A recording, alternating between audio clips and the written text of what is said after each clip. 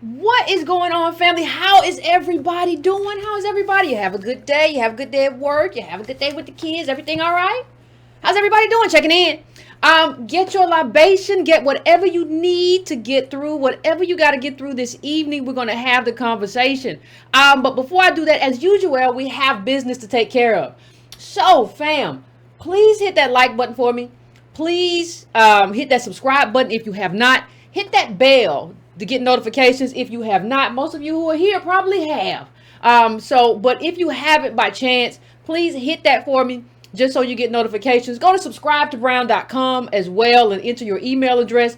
Also, if you want to donate, you can go to donatebrown.com. If you want to do that directly, you can do that way. You can take care of that, or you can go to patreon.com/ycarnell. All of that is up to you. Listen, fam, also coming up fast, August the 1st, what's that, next week? That's like Thursday, next Thursday. We have a Wednesday show, and we'll have a Monday show, and then we'll have a Thursday show, which will be the book club, How the Irish Became White. No. It is not a skin color. It's not like all this stuff with the color of my skin. No. Because there used to be something else, and they became something else, and we're going to have the conversation. So get your highlights ready, get your favorite quote ready, and what you got to say about it, because we're going to have that conversation. So just get ready for that, fam. So let's get to the conversation for today. If I have touched on everything, and if you've hit that like button, let's get started to the conversation for today. I think we have to have, fam, we have to have some kind of assessment. We just can't assess campaigns and stuff after they're gone. And I thought about something. I was thinking about the fact that I'm going to bring this up a little bit bigger, but we have criticized most of the top tier candidates. We've had criticisms of Biden, Sanders, Warren, Harris, Buttigieg.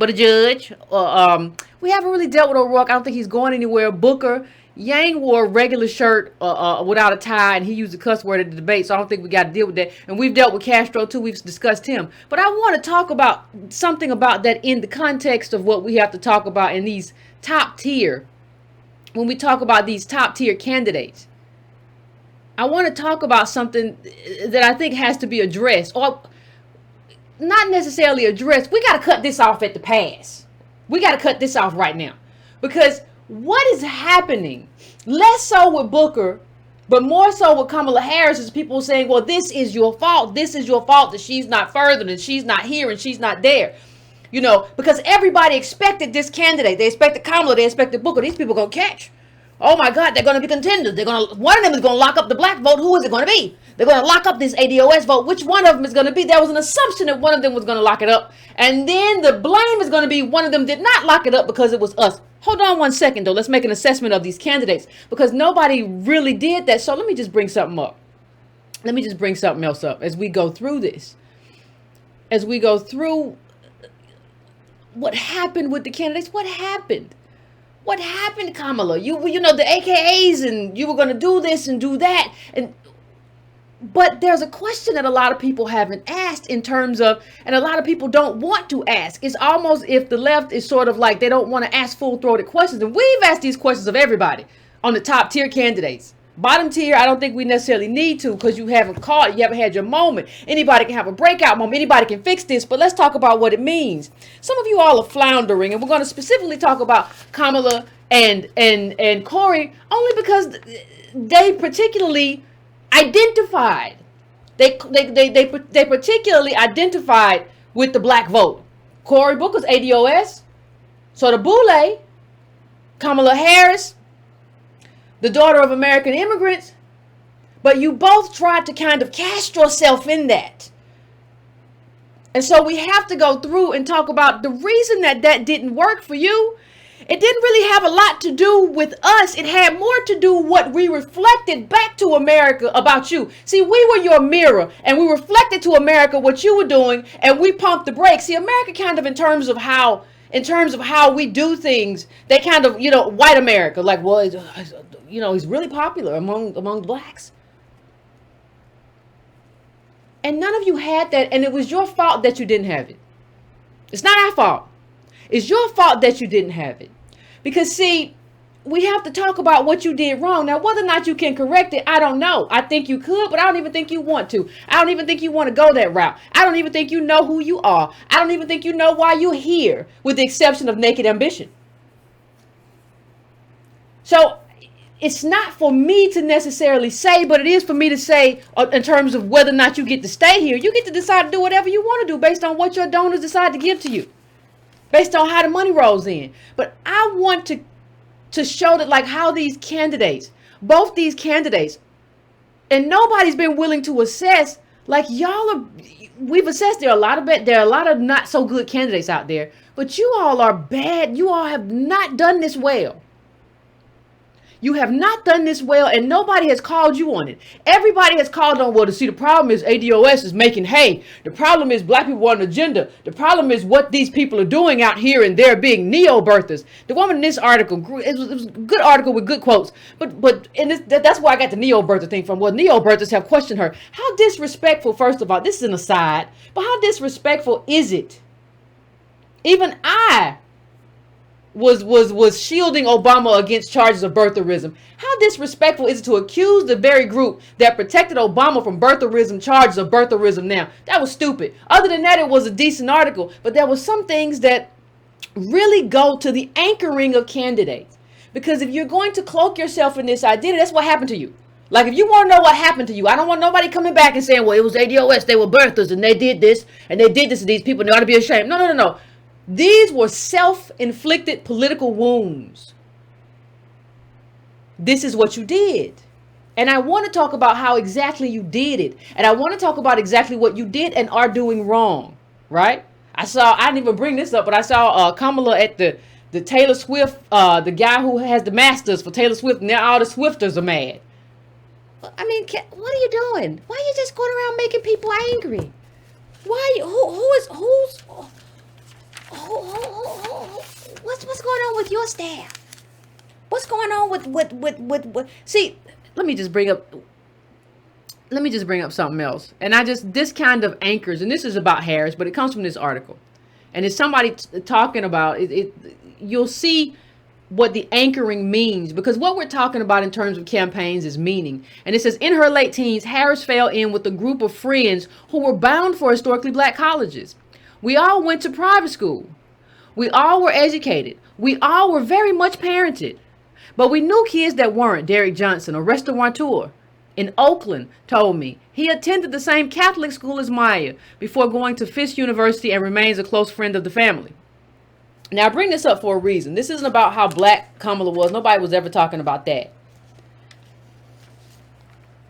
We were never talking about that. But what we were talking about were two things.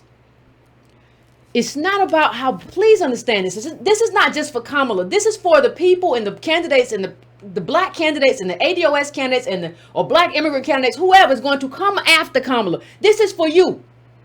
And we're going to get to Booker and his lovey-dovey politics. I'm lovey-dovey. I just want to hold you. And America is a wonderful. We love each other. Love, love, love. We're going to get to him. But we're talking about Kamala right now. And see, the problem is nobody was asking if you were black enough or if you were black, even though you told us you were American. That's what you told us. I mean, we don't want to get into that, but you told us you were American. That's what you said. Now, I don't know what you think or what anybody thinks about that now, but you wanted to leave race alone for a while, but cloak yourself in at the same time. And when we said that's not going to happen, we need an agenda, and we pressed you on it, then you had problems because you had decided you were going to run your campaign a specific way. But understand that campaigns and politics is a stream. It runs. You have to keep your pinky toe in the current, and you didn't do that. And you don't believe in anything, so we don't even know why you're here right now because you're not anchored in anything. See, being ADOS in terms of the group that you're trying to most anchor yourself in this country is about a lived experience. It's not just about what you said. If you go and you look at Kamala and you look at what she says about her mother, she says that my mother knew we would be looked at as black women, and there were black women and black people around me. Our experience isn't just how we're looked at. Like, I always get on people who say, well, when a police officer sees me, they see a black person. Your life is not the lens of a racist cop. Now, we do have traumatic events. We do have traumatic events, very traumatic events. The apex always happens. But who we are, it's like a lived disadvantage. That's what it is. It is a lived experience of disadvantage. And so what we're asking you, and it's not just Kamala. Kamala is a microcosm, as is Booker to a large extent. What we're asking you is, are you anchored in that experience? And if you're not, first of all, don't cloak yourself in it. But second of all, if you're not anchored in it, what I need you to do is listen more than you talk. There are activists on the ground in every black city. There are people there that you can talk to. See, what you kept doing, Kamala, is you kept talking and you didn't listen. What you kept doing, Cory, is you kept talking to your boule friends and the friends who you around you, and you said, "But I'm in the ghetto." You said, "But I still live in a low income neighborhood." What does it mean if you live around those people, but you don't do anything politically specifically for those people? Getting a hug, wanting a hug isn't what we need in terms of our politics. So what we look at in terms of you all and your self-inflicted wounds is two things. It's almost if two things. It's like Cory Booker doesn't know how to fight and he don't want a political fight. And Kamala doesn't have anything to fight for. So then the question that we ask is, what separates you from all the other candidates? You can't, like, being black or being ADOS, or in this case just black, that's supposed to, well, Cory's case ADOS, Kamala's case black, that's supposed to mean something. That is supposed to infuse your life, this kind of American blackness, with some kind of meaning. So if you're going to cloak yourself in it, what we said to you as we go through this timeline, we said to you, what does this mean? And what are you going to do specifically for this group based on that meaning? See, it can't be, see, remembrance isn't just about like, this is what it is, this is what I remember, and this is what it means. Remembrance is nothing without justice. So when we ask you about a specificity in terms of how are you going to do justice, what we get is nothing. So what good are your black politics? What good is that? And that's the question that we ask. Now, I don't see, as we go back and do our assessment, that there was anything wrong with what we said and what we asked and what we demanded of candidates. We're a bottom caste group. What were we supposed to say to you? Tea and crumpets? Both of you had affluent parents. And Cory Booker does the kumbaya thing by saying, well, you know, I saw America come together because my parents had to fight to get into the neighborhood they were getting into. Yeah, it was redlining. And your parents were Negroes, so they did have to fight. So what does that mean, Cory? Well, the attorneys were white, and so it just meant that we can fight this thing together. Well, hold on a second. That means that those attorneys, regardless of all of that, you didn't tell what attorneys were from, and you didn't tell, like, that means they fought. Like, how did you go through all that and you didn't learn how to fight? I don't understand how you saw people fight to get you access to what you had in terms of your education in a integrated neighborhood. You saw those people fight, but now all of a sudden you don't know how to fight. You don't know how to put gloves on. You don't know how to throw a punch. How? See, if nobody had fought for you, Cory, you wouldn't be in the United States Senate. You would never have gotten to these places. And so what we need you to stop doing is you've always gotten by doing all these little stunts. You do all these little stunts. Oh, I ran and I saved the kitty cat. I saved the people out of fire. I saved over here. Oh, I'm Superman. Oh, you call? I'm going to bring a log. No. Policy. What are you going to do? No, I don't need an anti-lynching law in 2019. We need policies that address systemic racism.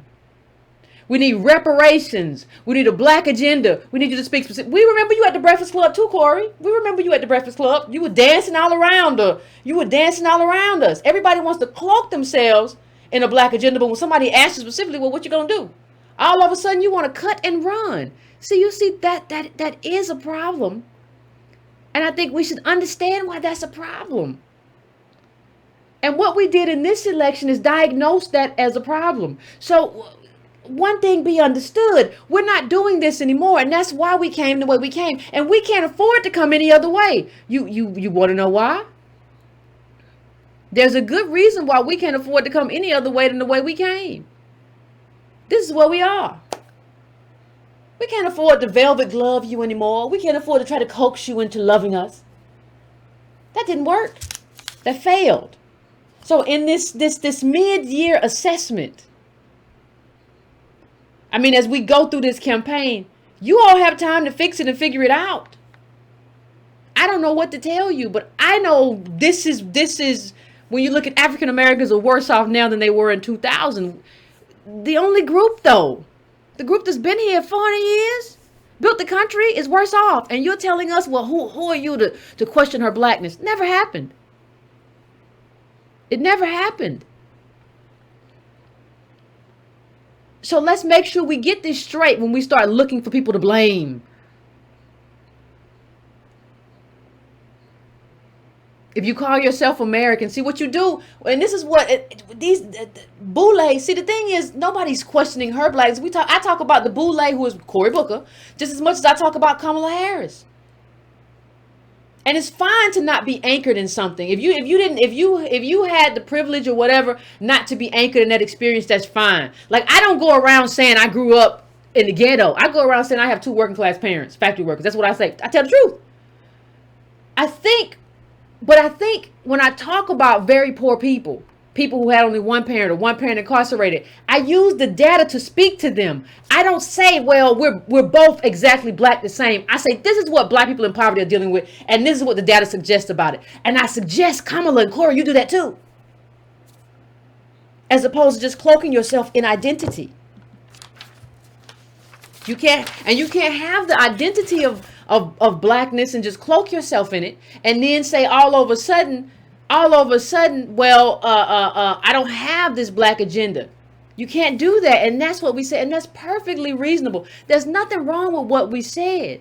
So, like, as you all go forward with these arguments, make sure people who are watching this who disagree with me, I see you. Like, make sure that you understand that there's nothing untoward about anything we've said and done. Especially, Kamala, you said you were American. And so we're critiquing you as an American. Proud American. But she gets, if I fly the flag, y'all, everybody got a problem. What that flag. How dare you, that flag? She's a proud American. No problem. That's fine. That's fine. You went to high school in Canada, but I understand that. And understand that we started the conversation off right. Let's set the record straight, because I want to do a little to set the record straight too. We started the conversation off in Philly.com. It's not whether Kamala Harris is black enough, critics say, and they were talking to Antonio and I, but whether her politics will support Native Black Americans. We started that off right. We said it's never about that. But see, another problem that you all have, Kamala, Cory, to a certain extent, you all are listening to the wrong people. You're listening to the Joy Reids of the world. They will run you all the way into a defeat because they don't have an ear to the ground either. You are doing the wrong things, listening to the wrong people, and that is not our fault. That has nothing to do with us. Just like you going on the Breakfast Club, Kamala, saying what you said about people smoking weed, even though as DA, even though as when you were San Francisco, you criminalized it, and then your own father got into the mix and said he was embarrassed about what you did. There are a lot of questions that were unanswered. That's the problem. See, the thing is, even though Barack Obama, we learned a lot from Barack Obama. Barack Obama, whether you remember or not, he was much smoother than Kamala and Cory. He at least tried to understand us enough to con us. Now, we've learned from that, but you all haven't even done the minimum of work to try to understand who we are, where we're coming from, and what has to happen. Cory, how do you live in a low-income neighborhood and you still don't know that, like, okay, the way to correct this is policies, not like giving everybody a high five? Like, that's a very narcissistic way to deal with politics. What everybody no, you just giving everybody high fives because everybody know Cory live over there. Cory over there. Cory, what's up? And that's what we do because it's a big deal that a senator lives there. But you're not helping those people the way you're doing things. And if you want to run for president, you have to help more than those people. You have to help like ADOS around America. There's nothing wrong with us having an agenda. And the data that I just showed you lets you know that we have to. We don't have a lot of choices in what we have to do anymore. See, the oppressive forces in America have sort of limited our specific choices. So we don't have the choice. Choice is what you really have when you have some kind of wealth, some kind of affluence. Then you have a choice. Then you can say, well, maybe not this election. I'll sip a little champagne, a little caviar, and I won't even deal with it. But we don't have that choice. The heartbreaking decrease in black home ownership. Some of you have seen this. It fell to 43% in 2017, virtually erasing all the gains made since the passage of the Fair Housing Act in 1968, landmark legislation outlawing housing discrimination. We didn't do it, but we're in charge of like advocating for ourselves. How could we not? We have to advocate for who we are. We have to advocate for our position in America. Everybody else does. Who would tell us not to do that? And so let me pull up one more thing. Hold on. Because I want to show like the black candidates who were supposed to catch fire and fight for the black vote are struggling and don't have nearly enough. Like I was watching on MSNBC, they said that who'd they say? I forget which one, but like aren't higher in the polls right now. Let me see what the polls were again. I think Kamala was like fourth, and she was supposed to be the one to catch. She had a great breakout day. Great breakout day. So what do you think happened? Well, she just said stuff like she said during that debate. You said at first that you were in favor of eliminating private health insurance. And then you walked it back. So let me tell you something. Everybody likes to say that, oh my God, Donald Trump is just dishonest. I can't believe it. Now you know exactly. No. He lies to prosecutors and stuff. But you know exactly what he feels about everybody. Do you think you don't know what Trump feels about people? He gets on Twitter and tells you who he don't like, who he thinks is a thug, who he thinks is a crook, he tells you all of that. And the Republican establishment got rid of all of their establishment politicians. And they said, and I'm not saying, we all know that race played a role, especially with that core 30%. We all know the outsized role that race always plays. But they threw all their politicians away. And Democrats, you're putting yourself in a position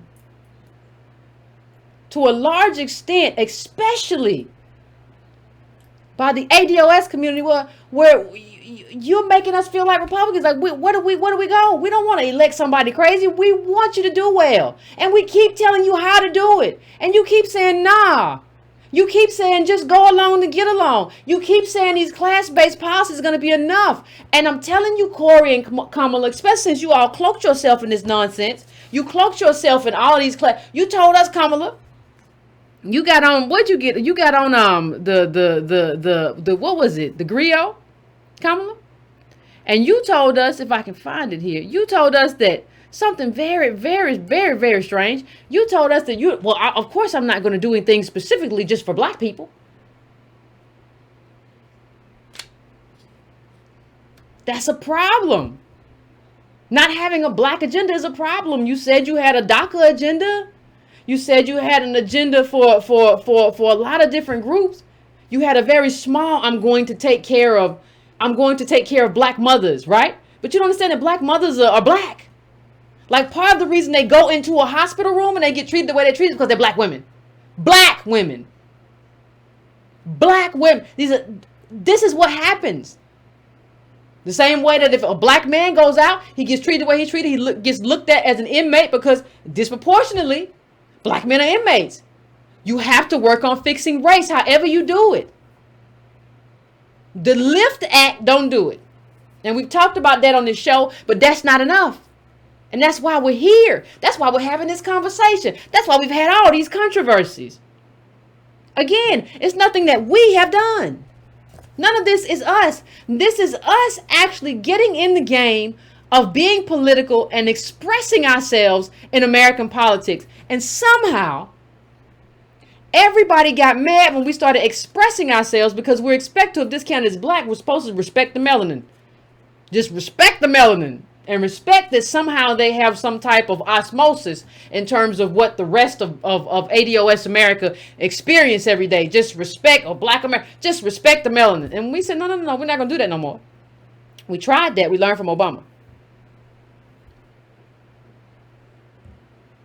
When Kamala was asked during her first debate what she would take care of first, she said DACA.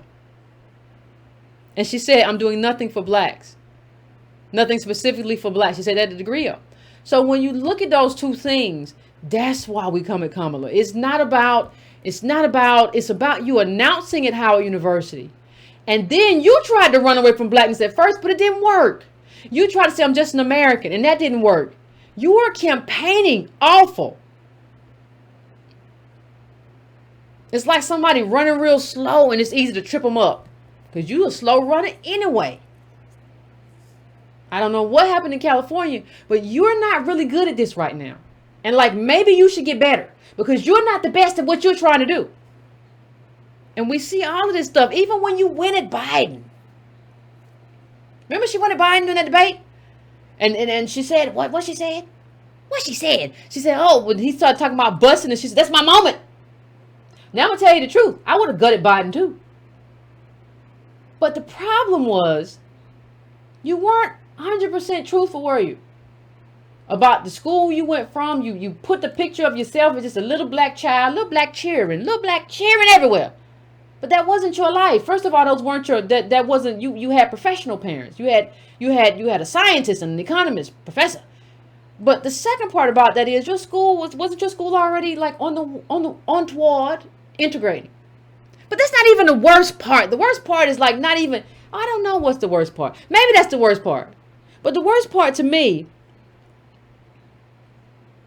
is like not only your background, but you're this district attorney putting people in jail. And then you want to then turn around and I was a little black girl who benefited from busing. And who are you, Joe Biden? Because sometimes, Joe Biden, the federal government has to step in. That's what you said. You were strong. You said it with your chest. And then you come around and you backtrack again, just like the medical the health insurance. Kamala Harris backtracks on position regarding federally mandated busing. Yeah, because your school was integrating. Yeah, like that's, come on. Okay, so you said, hold on, let's pin this down. You said during the debate that the federal government has to step in because sometimes states won't. And I totally agree. Because when the federal government didn't step in, that's when we got, after Reconstruction, ran off our land by the KKK, murdered, slaughtered. So I'm always in favor of the federal government step in because I know what states' rights look like. But let me just show you what you said, Kamala. This is what you said. You backtrack. When journalists asked Harris if she believed busing should be a federal mandate, the California Democrat refused to say outright what her position was. I think busing as being in the toolbox of what is available and what can be used for the goal of desegregating America's schools. No, Kamala, no, that's not what you said.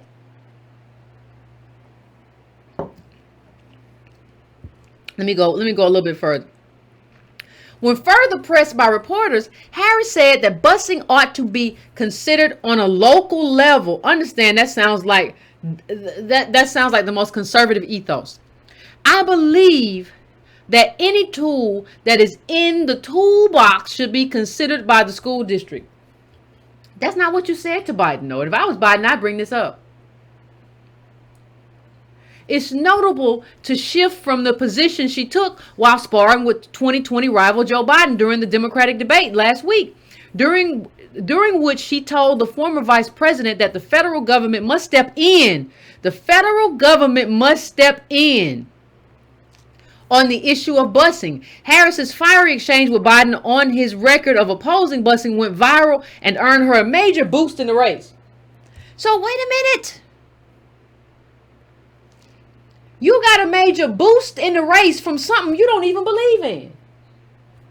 You don't even believe in it. You just be saying stuff. You just say things. Your elementary school was integrated by the superintendent of the district, wasn't it? On his own in 1 year. And the junior high and high school were already integrated. You just run around saying stuff like you just throw anything at the wall. And see, the thing is, what we need at this moment, everybody's misinterpreting the moment. This is not a moment for the candidate who is just going to be a weather vane. Let me see which way the wind is blowing. That's the way I'm going. Regardless of what you feel about Trump or what you feel about, I would say Ocasio-Cortez, AOC. I would say regardless of what you feel about them and this fight that's going on, this person feels one way and is doing one thing. This person feels one way and they have a different set. Trump don't really have a lot of principles. He's going to do what he's going to do. And he said what he's going to do. Well, he said he was going to build a wall. But he didn't do it, but he got ice out there. AOC is saying exactly what she said and what she said she was going to do when she got in there. Don't nobody want this no more, except for these older people, the boomers and stuff. Like, you can't, with Joe Biden in the race, Kamala, you can't beat Joe Biden. You're trying to be like a black Joe Biden. That's not what people are in the mood for. And you can't be him. He already him. You can't be a status quo middle of the road. But the problem is I think the problem is you don't know what you believe. I don't know if you all believe anything. I don't know what you believe either, because you say stuff and you backtrack and you say stuff and you backtrack.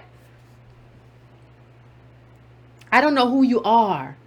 None of us know who you are. None of us know why you're in this race. You're an American, and oh my God, they birtherizing me. They're not saying I'm black, even though we didn't say that. Oh my God. Then Cory Booker, we can't be down on each other. We have to love each other. What you saying, Cory? America. Let me show you what Cory said. Let's just get on him for a second. And this is from this article, so I can get it. So if you want to check it out, can I get a hug? This Negro.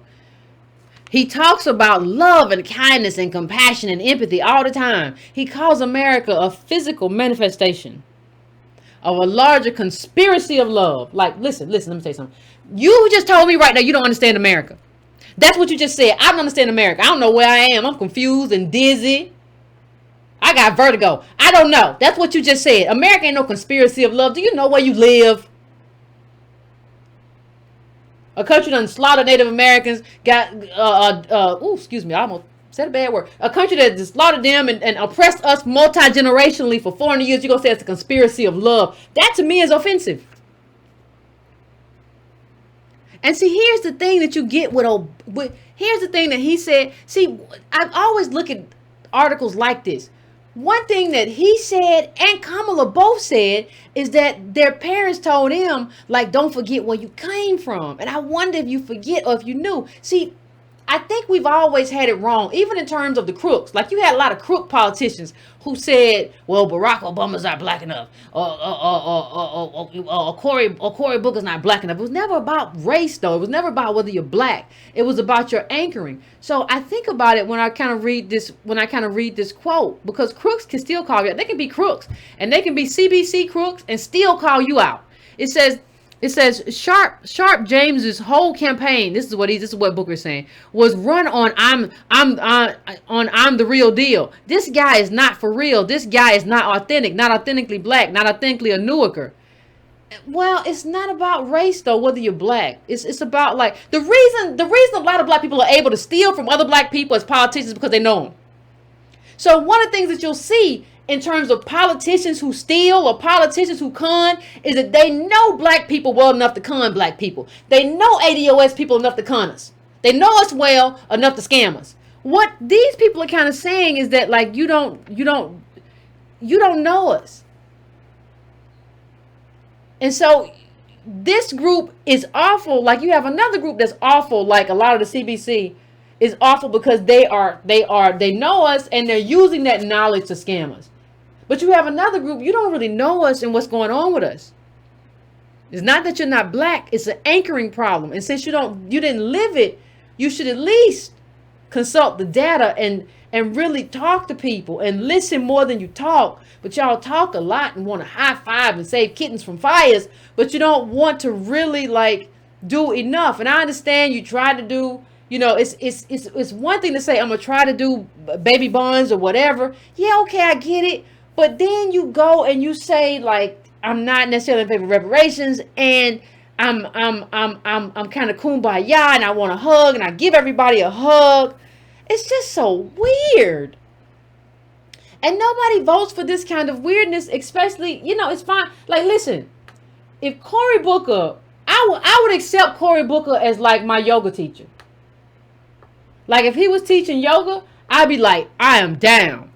He talking love and kindness and stretching. I'm gonna stretch out my back. I'm gonna do all that. I am good. But the idea of the idea of you being this guy that can fight. We're talking about, see, we dealt with a guy who couldn't fight before. We dealt with Obama, and Obama was meeting with the Tea Party, and we can all come together, and no red and no blue state is all one. And we've dealt with somebody, he was supposed to put in a Supreme Court justice, and he picked somebody that we couldn't rally around in terms of Merrick Garland, and then he thought they was gonna do the right thing, and then he didn't really put. We've dealt with somebody who can't fight before. Nobody wants a yoga teacher as president. See, the one thing Republicans have in Donald Trump is that he don't care. He gonna do what he say he gonna do. He said he gonna do it, and he said he ain't gonna do it, or whatever. Listen, it is what it is, and I'm gonna cut you out on Twitter. I don't care. How do you fight that through like love, kindness, kind of like that's fine for meditation, but how do you fight that? Like politics is politics. And politics is always gonna be politics. Politics is a blood sport. Always will be. Not physical, but you know what I mean, damn it. You know what I'm trying to say. I don't know. I really, it's hard for me to say that I really know what any of these people are doing. Except losing. I don't really know.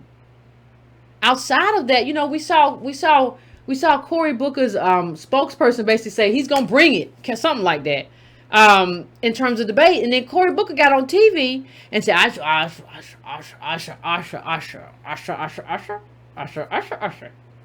I believe in love, kindness. No, if somebody from your campaign or whatever said you're gonna bring it, then say it. Then why can't you say, Cory, hell yeah, I'm gonna bring it? Because I criticized Biden about cozying up to segregationists, and if I get the chance when I see him, it's on. Why can't you say that? What's wrong with you? Like, you don't want to be involved in politics. Why can't you say it? Now, see, the difference is Kamala will say it and do it and fumble all over herself. She'll trip over her own feet. What I'm trying to say is that these are bad candidates. Don't blame me for how they're messing up what they're doing right now. We held them accountable to the standard that we should have held Obama to a long time ago. And don't blame us for that. We don't have any blame in this. It's not our fault that y'all fumbled all over the place. You didn't have a black agenda. You didn't know what to do. You didn't even know your own background, Kamala. You didn't even know about your own school. What are y'all doing? How can you be so inept? Go back and watch Booker on this. I only know I believe in no more divisiveness. Man, come on. Politics ain't nothing but that.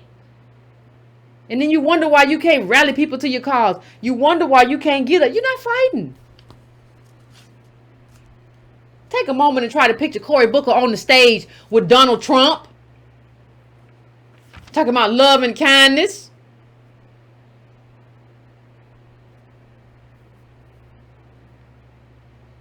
I'm just asking. These are just questions that we all have. It's very, very, very odd. And this is the world that we're living in. Per Thomas Piketty, roughly 60% of America's wealth is inherited, meaning most of America's riches are owned by people who didn't work for them. Now that's the U.S. Look at the U.S. Pop, pop, pop, pop, pop. Europe is down below. And understand, Europe used to be considered one of the most aristocratic places. We were the most meritocratic. Anybody come, anybody can do it. But the good professor makes a good point at the very top.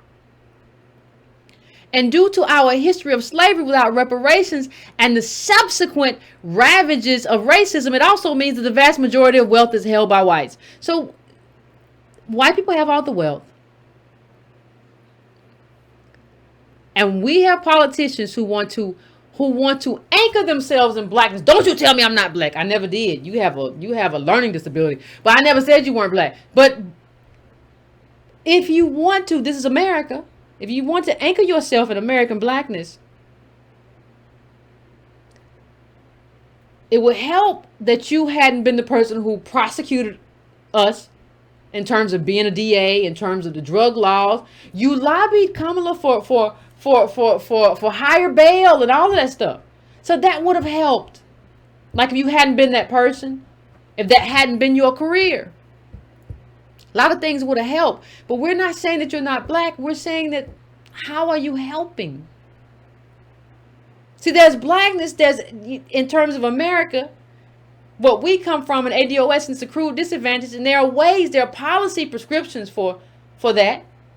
But you're not engaging in that. See, Obama couldn't even be Obama today, even if he wanted to. It would be impossible. He couldn't run that campaign on us because we learned from Obama.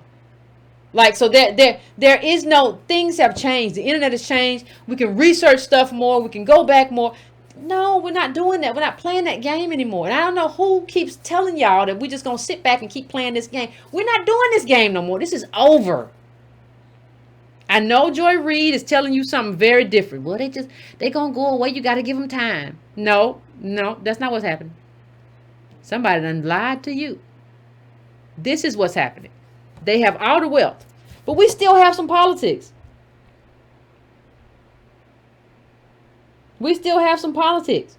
We still have some politics. And we still have, until they fully suppress the vote, we still have a right to vote. So we're going to use it. What's the point of having a right to vote and you don't use it? And you don't wield power. Like if that's the only way you have to really wield power, what does it say that you won't wield power, that you just go along to get along? What is that? Why would you do that? That's not power when you just go along to get along. That's getting manipulated by somebody. When you just go along to get along, you're being manipulated by somebody. See, I don't need this man running around with dogs. Like all this stuff, it's great that you say the dog. But honestly, let me tell you something. You could have called somebody over here to get this dog. You could have called somebody over here to pick up. Hey, listen, call your staff and tell your staff, listen, it's a cold dog tied over here. I'm going to call my intern. Go get that dog. They done left that dog outside. Can you go get that dog? What are you doing? Except you want to be in the camera. You want to be on the forefront. That's what you want to do. This is narcissism. Somebody go get that dog. Oh. I don't understand what's wrong with it. Well, I wouldn't rescue them. Yeah, because you want attention. You could have just as well quietly had one of your people go and get the dog and pick up the dog and make sure the dog was safe without you running out there with your headband on. And you need a full hat with your little head. You need a full hat on. But anyway, I'm just saying, you could have had somebody go get the dog. The level of narcissism amongst politicians today got to be at an all-time high. What are y'all doing? And how do y'all elevate this man? Because he responded to a bunch of people on Twitter. Cory responds on Twitter. I don't care. What are his policies? I don't need this Negro to DM me.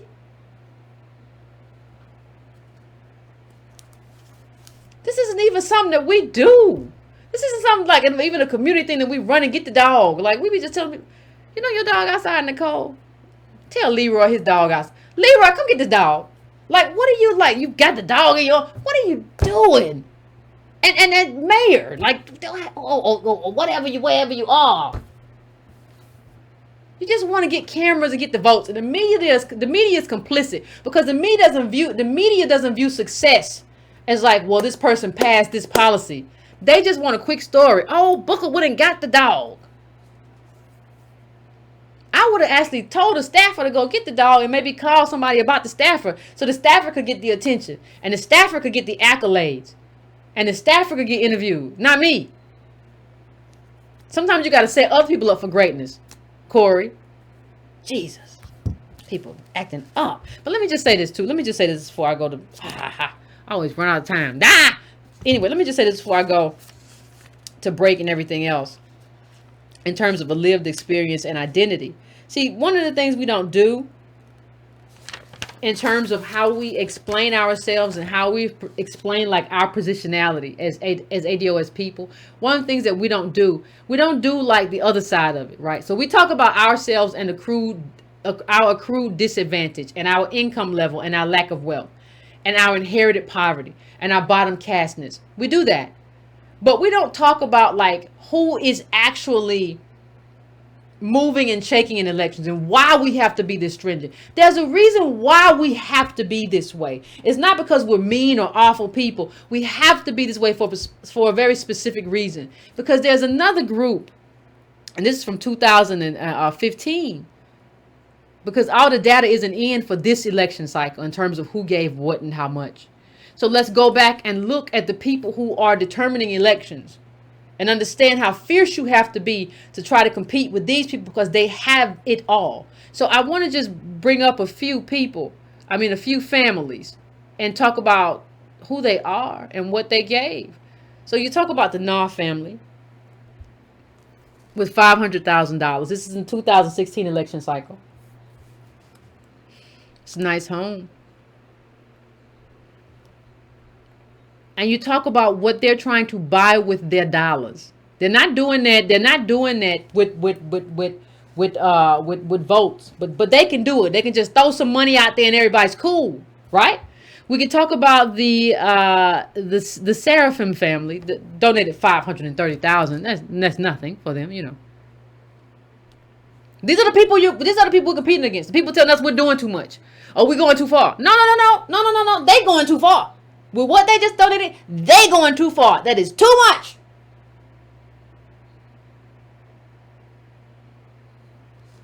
They're buying. That's not us. Well, a smaller family. Here's a smaller donation. The Flores family. Nice pool. $250,000. You could even bring up DeVos, who basically bought the Secretary of Education position. Isn't that nice? Lovely. But I'm not supposed to fight. I'm not supposed to fight for my people. But these people just basically, they fight with money. I don't have no money. We don't have money. So what do we fight with if we don't fight with our vote right now? While we still got it. And we're bottom cast with being priced out of everything. What are we supposed to do?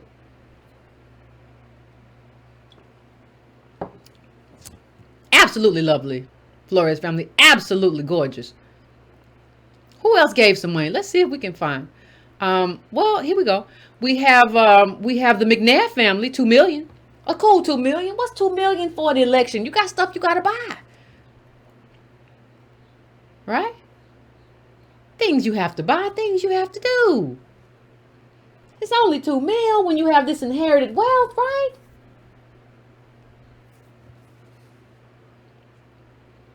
Now, what is this family? Hold on, wait a minute. The Ansari family, $2 million again, cool $2 million. No biggie. You got $2 million to put in elections. Like, understand, we're not even talking about your business. We're talking about elections. This is the 2016 election cycle.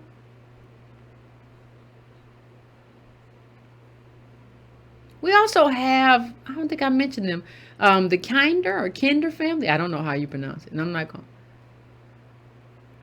Yeah, we got them too. A lot of stuff going on. They got a lot of stuff. Oh, nice little manicure place. Yeah, ain't that nice?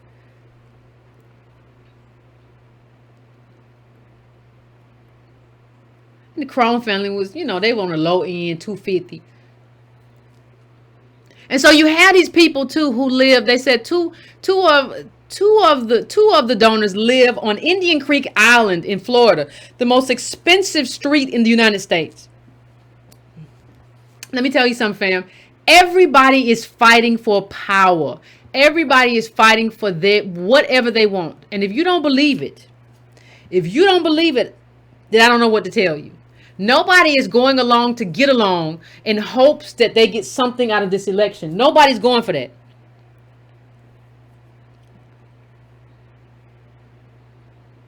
Nobody is going for that. Nobody is going for that. Understand that. Please understand me when I say this. These people play for keeps. Now, I'm not saying it's not harder for us. So much harder. Bottom caste, multi-generationally oppressed. But who are you to tell us what we should be doing? These people are multi-millionaires and they playing for keeps. And you want to tell me, oh, who are you? You shouldn't say anything to Kamala. Who are you to say something about Cory? Hush, shut up. Go tell the people with these houses and these pools that they don't get to do that. You all haven't regulated that yet. You still got all this dark money and everything else. Go do what you do. Go mind your business. Go rein in that. And before you tell me, well, it'll get reined in, we gotta elect more Democrats. Are you crazy? That's not how any of this works, because a lot of that money that you're talking about is being funneled to Democrats. And nobody wants, let me tell you a secret. Nobody wants to take money out of politics. Republicans want to take Democrat money out of politics, and Democrats want to take Republican money out of politics. But nobody wants it to be where we, as the people, have a say in anything. They don't even want us to have a say in who the candidates that we choose. We've been the bedrock of the Democratic Party for years now. Since Civil Rights Act, Voting Rights Act, and you don't want me to decide who you don't want me to choose. You want me to just follow along what the pundits say? Well, I don't know why. You all are being so disagreeable. Normally, you just act as the mule that you are. No, nobody's interested in being a mule no more. And that's what's happened. What we're really looking at, I thought I had one more thing here. What we're really looking at, though, is that what we're really looking at as we close this out is we're really looking at, we have changed, and we have to acknowledge that as ADOS people. We have shifted.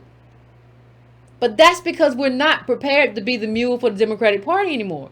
Like, we are an agenda-driven group. And what I'm saying in terms of this mid-election analysis is that we have every right to be that, especially given the politics of the moment, the way wealth has taken over and the way it has been stripped from us. This is our right. This is who we're supposed to be in this moment. We would be fools to be anything other than critical and demanding of an agenda in this moment, given our history in this country and given how people are straight out buying elections. So, in terms of Kamala and Cory, I wanted to say that because I wanted to, it was frustrating. I was thinking about it, and it was just frustrating to me that people were trying to well, this is on y'all. No, this is on the fact that you brought us two piss poor candidates who decided that they just in order to win the white vote or a portion of that middle of the road white vote, they were just not going to give us a black agenda. And this is what you're going to get. And if you all don't switch up and change gears quick and fast in a hurry, you're going to have some serious problems. All of you. And so I'm going to say that, and we're going to go to a quick break, and I will be back, and we're going to have a conversation, fam. Just give me a little while, set the phones, and we're going to have a conversation. All right.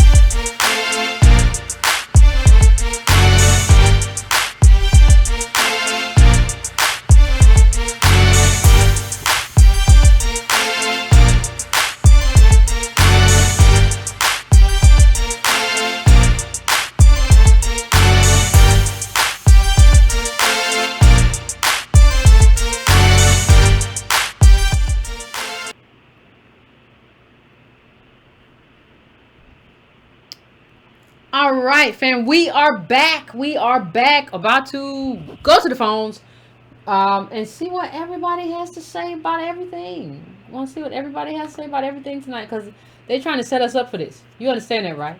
They're trying to set us up for two piss poor candidates having a hard time. So I am going to my first caller. I am going to 929. 929, what's your name? Where you calling from? And what's on your mind?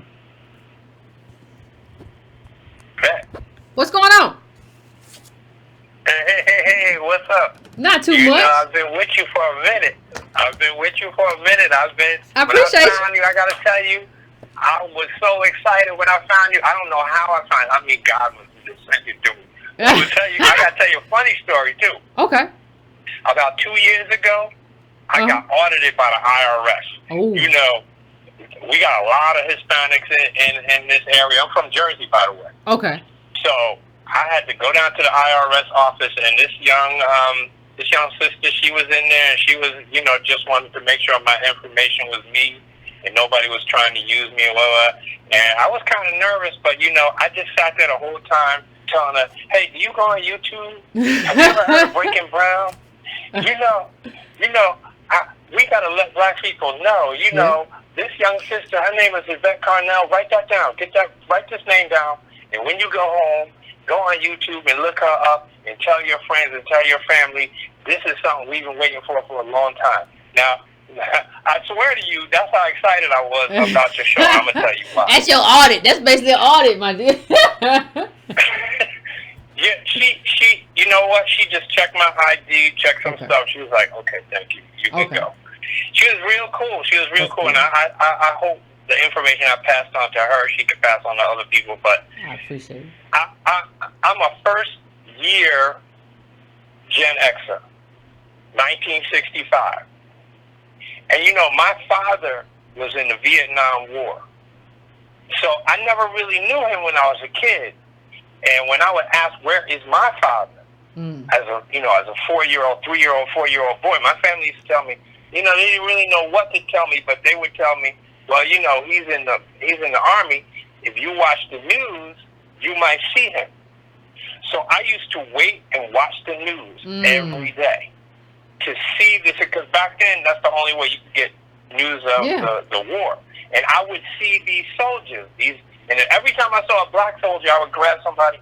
Is that my father? Is that my father? But you know, what happened was, over the years, I continued to watch the news. And I started understanding these narratives and these stories, and I started seeing it as a soap opera that goes back to Lyndon B. Johnson and Richard Nixon, you know, and Gerald Ford, all of them. And the one thing I noticed, politics was not helping black people. I started noticing, I started looking around in my life and in my neighborhood and in school, and something just wasn't clicking. It didn't take till after my first 2 elections. I think the first election I voted in was like 1982, a midterm in 82. I know Reagan was in office at the time, but you know, it just seemed like no matter what these people said, black people was not being helped. And crack just came through the neighborhood and devastated everything. And it just seemed like the older ones, the baby boomers, were so complacent. They were so in this world of, well, you know, everything is getting better. We just came out of sharecropping, blah, blah, blah. But I'm like, look outside in the streets. I mean, people are dying and going to jail, and y'all acting like, you know, you could just vote your way out of this. You're gonna vote for this person, and they're gonna change our lifestyle. All of this comes from slavery. But what I'm trying to say is, I've always been the one who was the rebel to challenge the conventional way we did things. And what you're preaching, what you're teaching everybody, the younger generation here, man, I've been waiting for that since the 90s. I mean, I've been an independent since way back. I've always cherry-picked who to vote for, get involved in the community, make sure the mayor was doing. Listen, everybody in my neighborhood, they called me the mayor, Because at a very young age, I'll go to the mayor's office, knock on the door, and say, hey, listen, on my block, this is happening, and what are you going to do about it? Where's the police? You know what I mean? And people, Absolutely, I know what you mean. People start knocking on my door. Hey, listen, can you go talk to the mayor? You know, but that's what that's what we've had to do. But I want to ask you one question. Then sure, I'm out go of ahead. here. I'm out of here. In the last election, Trump versus Hillary. The way I look at it, doomed if you do, doomed if you don't. That's the way I saw it. Uh-huh. What I saw was, okay, Trump is going to devastate us because he's that real Republican. Financially, he's going to kill us. Mm-hmm. And I told everybody, if Trump is elected, which I think he's going to be elected, you better prepare yourself. Financially, you better get things in order because he's going to come through. And when that's all over with, you're going to feel it. But if Hillary is elected, we're done politically. Because the Hispanics are going to come through and dilute our political power till we have nothing. Because I've seen it happen in my city. I mean, the talk in my city is they're going to change the name to a Hispanic name. I mean, that's how bad it would be. So you're going to take a loss. You're going to take a loss politically or financially. Once you lose politically, I don't know how we would get that back. Look, I'm not a political consultant. I'm not politically savvy like you are. You sound pretty savvy. I'm just wondering. But let me answer your question while you're here. I don't know. Okay. I don't know if and I think you're right about all the negatives that come with Trump in terms of the tax cuts, gut us. But but part of what has happened though is that Trump and the tax cuts and what they're doing, the programs and refunds is so bad that black people, ADOS people are starting to wake up and they're starting to pay attention, right? So if Hillary had become president, I don't think that happens. Like, it doesn't get as bad. It gets bad in terms of what you just said, in terms of like, we open borders is basically the new policy, right? But it doesn't get bad enough for us to recognize, because we go back to sleep. We go back to thinking, well, Hillary's gonna do it. Hillary's gonna do it for us. And I don't even think this show catches on. Like, there's no space for a reparations debate. I don't even think if Hillary's there, because everybody's gonna be like, why you taking down Hillary? Why are you doing this to Hillary? Exactly. There's no space. There's no space, because I remember when Obama was president, there was no space for me to talk. Like, I talked and everybody shouted me down. And just like Dr. Cornel West talked, everybody shouted him down. Regardless of what you feel about Tavis Smiley talk, everybody shouted him down. Like, I think if Hillary was president, everybody would, instead of being on a race thing, we would be an understanding race. Everybody would be on a feminism female thing. So you would have a whole lot of black women and white women coming together in arms, and there would be no space to really talk about race and what race means. And I don't think there would be a space for us to have the conversation that we're having now. Like, Trump being bad has been good for our political conversation. Not our bottom line, but us understanding who we are and what's at stake. And so sometimes you have to just kind of thank the powers that be for the ability to have this conversation, because now if we want to, we can move this thing, because we can have this conversation, because like, oh my God, I'm feeling it. This program was cut. Oh my God, I'm feeling it. My refund was cut. Oh my God, I'm feeling it. So when black people start feeling it, then you can have the conversation. I think what Democrats do is give us just enough we feel the hurt, but not nearly as bad as we should. Nah, you're going to feel it now. And if you haven't felt it, you're going to feel it. And if you haven't felt it, particularly because you're above the 34K or whatever ADOS makes in income, you're going to have family to feel it. So you're going to know, like, okay, Yvette and Tone are telling the truth. I need to pay attention. I don't think that happens under Hillary. I agree.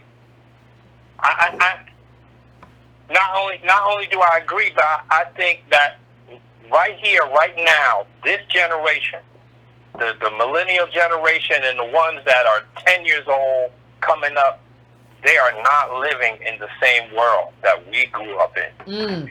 This is the second revolution for us.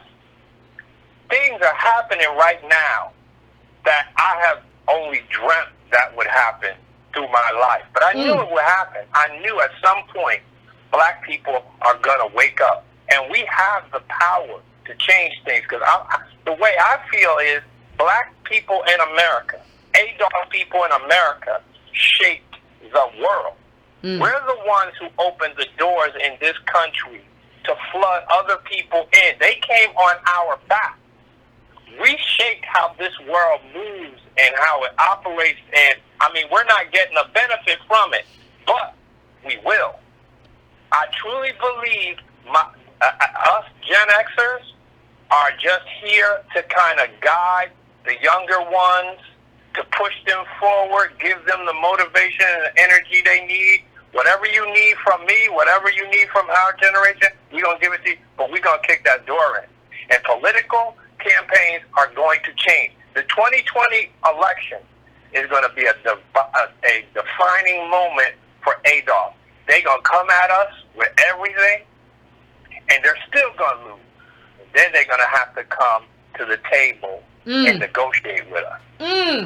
It's got to be that way. Or it's got to be an end game, and the end game can't be. See, and thank you, Carl. I'm gonna let you go because I got to get to some more calls. But I appreciate you, bro. Okay. I kind of think that too, because see, we're not at a space. You don't have enough of the brown people yet, or minority groups yet, or just like a slung of LGBT to kind of. So what happens is you're going to need us, whether you know it or not. And so it's ingrained in you to kind of just use us. But you're going to have to respond to our demands. And I know what's happened, though. You've taken our stuff and you've given it away to everybody else. So you don't want to respond to our demands. But, like, I don't think you're going to have a choice. Because Republicans have done away with the establishment. And they have said, listen, I don't care. I don't care what he do. He's not establishment. He ain't a Democrat. I don't care. I don't want these people no more. Because Republicans destroyed their base, too. Republicans put in policies that destroyed the way of life of white Republicans. And they said they don't care. I don't care what he do to you or anybody else. I don't care. I don't care. He racist. I don't care. I'm keeping him.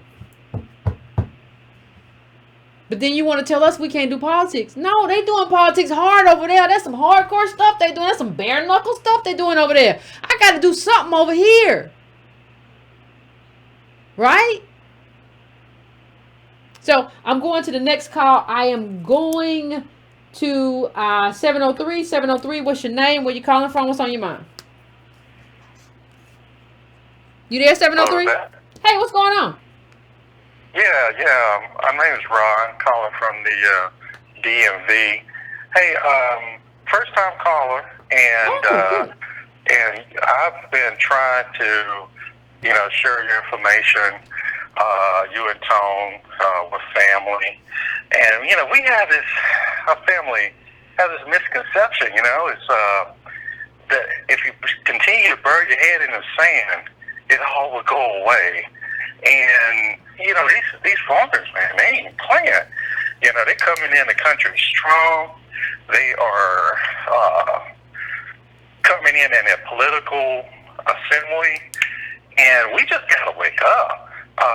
In that essence, with that, I look forward to continue to pass on the word of you and Tone and try to get to talk. And the Adolf thing, I can say, I can end the call, is, it's a beautiful thing. So what I'm saying is that we were taught how to be negative about our history. And so in that essence, you're meeting family members and they're saying, hey, my family was here in 1820. One guy, I was in South Carolina, he was like, my family members is buried in my grandmother's yard, and it's back in graves from back in 1860. It's a beautiful thing, and to give this heritage and give us a respect for who we are, what we have produced into this country, and what we're owed. So hopefully we can continue to pass the word and start waking up these individuals that have been asleep and continue to be asleep. Appreciate you, And I Carl. wish you the best. I think we can. I thank you, Carl. I appreciate that. And you have to understand, what you have to understand is that we just got started. Like, understand that we did this, like, the work to start doing this 2016, 2017, 2018, full-throated all the way in 2019, changed the whole conversation. Now understand that this is just ADOS. This is not an enormous group. This is not the majority of black people. Understand what happens if we get not even the majority, like a bigger minority. You don't need the majority for anything. You never need the majority for anything. The majority is always crazy. You need a loud and committed minority. That's what you always need. And I want to just talk about the bro who just said, like, the people with their head in the sand. Like, eventually, if you keep your head in the sand too long, you suffocate. I don't know what to say. Like, that's what's going to happen. And nobody really understands that. You have to full-throatedly advocate for yourself before you even do partnerships with other groups or other immigrant groups or Hispanics. You have to full-throatedly advocate for yourself and your interests. And then say, these are my interests. Now show me what your interests are and show me how these two things can align in some sort of a Venn diagram, right? You have to do it that way. If you don't do it that way, then you just kind of miss out. You just can't go on, well, like, this is a good thing to do. No, these are my things. These are my things. Okay, so maybe we can do an exchange. Whatever. Like, that's how deal making work. Deal making is like, I'm just going to do the right thing for everybody. That's not how it works. So, 310, what's going on? What up? What up, Tom? Talks in the building. Great show, man. I wanted to talk about a couple of things, First thing I wanted to do was I wanted to see if you could bring up, shout out to, I think, 60 the God. He be doing these great images. And I just want you to bring up one of the images, the one with the image of a slave statue. And we need to continuously remember that slavery wasn't 1,000 years ago. We're talking about, 4 generations back, 3 generations back, maybe even sooner if you count like hidden slaves throughout the 40s and 50s. And I think that for a lot of us, that's a hard thing to swallow and digest because we've been sold a bag of goods about we don't want to see no more slave movies. You know what I'm saying? Mm-hmm. And so, I think the other thing I kind of think we have to digest too is as you put up those numbers, for a lot of people, that the hard thing about it is that we've been talking in the word million so long, we don't understand that that's a lot of money. So, like, when you put those numbers up, somebody who might not even have $1,000 in their bank account, a black person, I'm talking about us, ADOS, that literally kind of live on fantasy money, will say that's not a lot of money and don't understand $1 million is $1 million. Whether you're a billionaire or millionaire or somebody that doesn't have any money, it's still $1 million. And I think for us, we've never. So you'll have somebody who never donated to a political campaign and also doesn't have $1,000 in their bank account that would have watched like that segment that you had and not understand that $1 million runs politics. Now, I'm not saying it gets you a president, but it gets you in play at the presidential stage. So just imagine what it does locally. Mm. And I think so many of us really have only now become uninformed in terms of the wealth condition of America. And if you can pull up that double chart, because I just want to go through that real quick because it's important. I've covered it now twice. You got to understand that we've been showing you numbers and telling you that the bottom half of the race is worth less than $1. But that's not really altogether the whole truth. That's just a part of it. The reality is that the bottom half of Black America is worth probably about negative $140 billion. But the thing is, the moment is to talk about wealth inequality as if it's the same. And when I say the double chart, I sent you one with 2, the white wealth spread and also the black-white wealth spread. When you look at the white wealth spread, it looks just like the black wealth spread in terms of the top 10% has 75% of the wealth, just like our group. But the difference is they're splitting about $100 trillion. They're splitting about $100 trillion. They're splitting about $100 trillion. So each percentile of the white group is worth about $1 trillion. Whereas when you look at the black chart, it only splits $3 trillion. So the top 10% that has 75% has 2.25 of that trillion, and the rest of the race is living on $775 billion, which is next to nothing. That from the bottom top 90% down. And that's the chart that Yvette has up now. You look at the white chart is on the top, black chart's on the bottom. It looks similar. One of the main differences that you see is that the white chart gets positive right at the 20th percentile. Black chart doesn't get positive till the 40th percentile.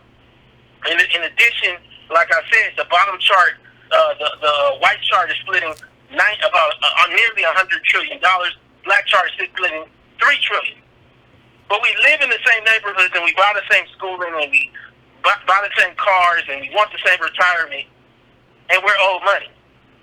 And I'm saying this to you because the context of what Kamala and Booker represent is an ignoring of that reality, and ignoring of the consequence of our blackness, of our lineage, on our direct lives today. But see, you can do that if you Kamala, because you was born of an Indian woman, a Brahmin Indian. And I think that, not enough questions have been really asked about the wealth level of her Indian family in India. Because that will tell you a lot. Then you have the AKAs, a group known for, and I'm not trying to pull any slight, but being boule in a sense, and they're coming back in her instead of talking about the condition of black folks. So that's a whole nother question. And so, the other thing I want you to pull up is that timeline chart, because Six to God did that as well. Great, beautiful graphic. But it puts into context, and we've shown you a version of this. This one is even more beautiful. It puts into context that you got to understand that, with Kamala in particular, and Bernie included, and Trump included, their families got here basically on the second bar of this chart. Their families, Kamala's whole family came to America in the last two bars of this chart. The 1900 and the 2000. Bernie's family came here around the same time. Earlier than Kamala's, but I'm saying still in the 1900 block. Our family's been here since 1600.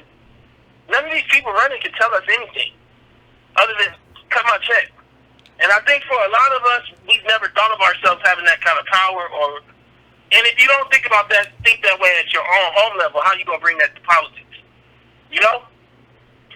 And so, I just say to all of us, one of the things that we got to get aware of this moment is that this is the moment. And if you don't get wealth, if you don't get a recognition that you're demanding wealth, you can forget it in America, because this country is on speed skates, and wealth is dominant. And what's happening now is I don't think that we understand that our generation was sent to college without, our boomer parents oftentimes sent us to college, whether right or wrong, whether they knew it or not, and let us pick up the debt that's a family debt. But you're not going to be able to do that with your kids. And you can't feed them, you can't transition them with just potential no more. So a lot of y'all got kids graduating from Howard or Tuskegee or even UCLA. And then they come home and they got to drive Uber and they can't get a job. And they're doing the same thing they would have done before college. And I'm saying to you, I'm here to say that ain't going to happen. Not on my watch. And you got to say that too. The last chart I want to pull up is just the yellow one that he did. It's a great one he sent to me this morning. And it really gives the context of this is the moment, because what we're telling everybody, we voted Democrat and we want to vote Democrat, but give us a reason not to stay home, not to vote down ballot. And in some cases, a lot of ADOS are saying, vote right. I'm not saying that I advocate that, but they have their right to believe that. But if you give me something where I can say voting right is absolutely the wrong decision, now I can stand on something. A lot of y'all came in the comments of, a lot of y'all watched the Killer Mike video. I appreciate the support. Again, it's still 98% like 2% dislike, something like that. But at the same time, a lot of y'all don't understand two components.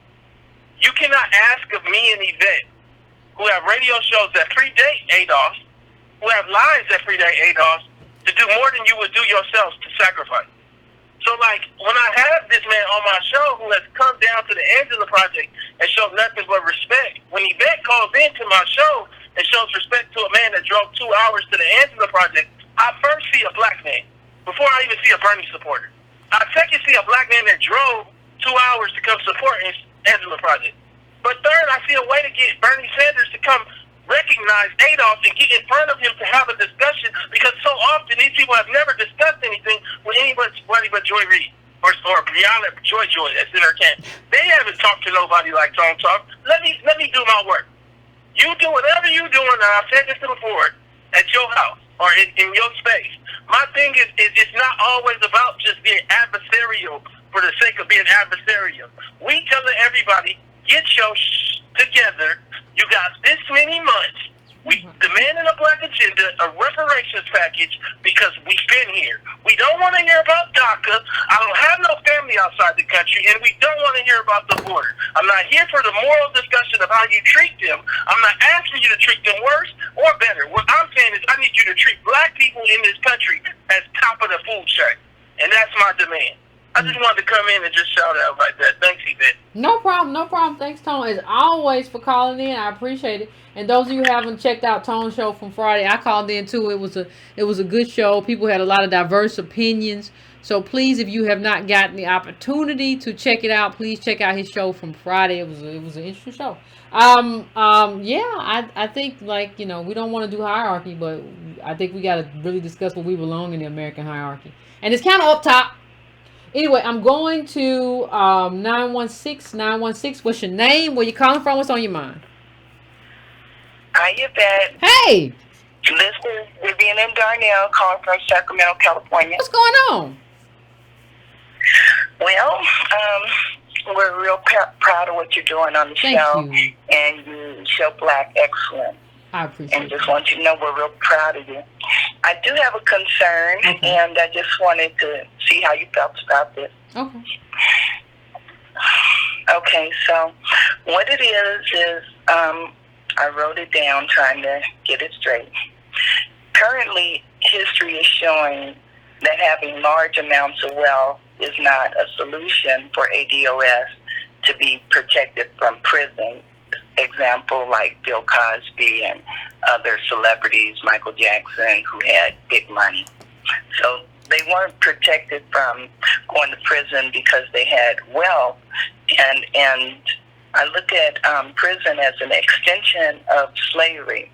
So how do you feel about having all ADOS prisoners released included as a form of reparation and time served?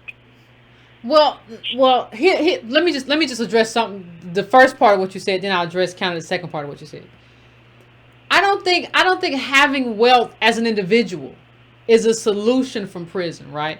You have to have what they talk about in terms of social capital. So what has to happen is that you and the judge are friends. you have the best attorneys. You and the people around you who decide who goes to prison, those are your people. See the people who don't go to prison, they're not bottom caste. See, the bottom caste, there's already been a decision made. This is who's going to go to prison. They knew before, like when you look at those crack laws and how they were like 90% us, they knew that beforehand.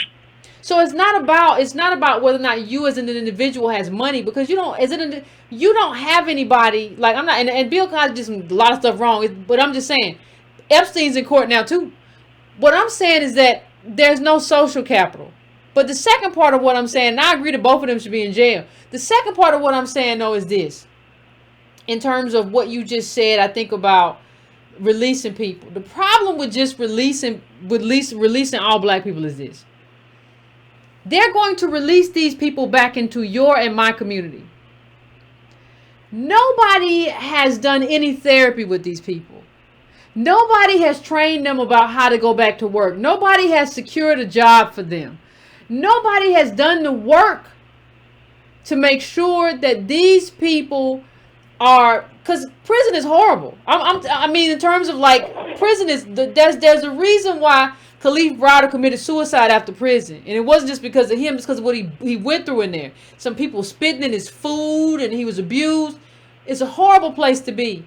So, like, I don't think you get to do any of that. And I'm not saying that it's wrong, but you have to do the work. See, people love to do stuff and be like, yeah, I'm going to just throw these prisoners back into black neighborhoods and see how they like it. You have to do the work for that prisoner to come home as America. You have to do the work with therapy. You have to do the work to make sure that prisoner has their ex-prisoner has some place to go to work, to take care of their family, to take care of themselves. Because you put them in jail, you got to do that work to give them the opportunity to be a good citizen again. I'm in favor of that kind of thing as long as America does the work to make sure that person is okay and hasn't just been trained in prison how to be a predator on their own community. Because you learn a lot of things in prison. You might be a decent person when you go to prison, and you might not be when you come out. I need America to do the work to make sure that when these ex-prisoners come back into the community, that they're okay. And then some people need to be in jail. Like if you've been raping women or whatever, like you need to stay there. You can't. You a serial rapist. Stay where you at. I understand that something might have made you that way, but I don't want you here. You done raped 8 women or what? I don't know. Stay over there. You a serial murderer? Maybe I can't redeem you. I don't know. But I need, in terms of the prisoners that come home, America needs to do the work to make sure that they're able to come home and be a benefit to their communities. Okay. I got just another quick one if you have a minute, and it was regarding when ADOS received reparations, are they going to be kicked off of income-based, low-income-based programs like Section 8 and SSI because they have a reparation check and those programs are income-based? Thank you. Well, thank you. No, I appreciate you. And I'll answer your question after. I'm gonna let you go, but I'm gonna answer your question. I think here's my goal. My first step in terms of any kind of reparations plan would be stabilization, right? When you get to a hospital, if you have a gunshot wound, some serious ailment, heart attack, whatever, one of the first things they try to do is stabilize you, get you stabilized. So like the first thing to do is stabilize the black community, stabilize this ADOS community, stabilize this community. What that means is access to housing at good rents and access to jobs and protections.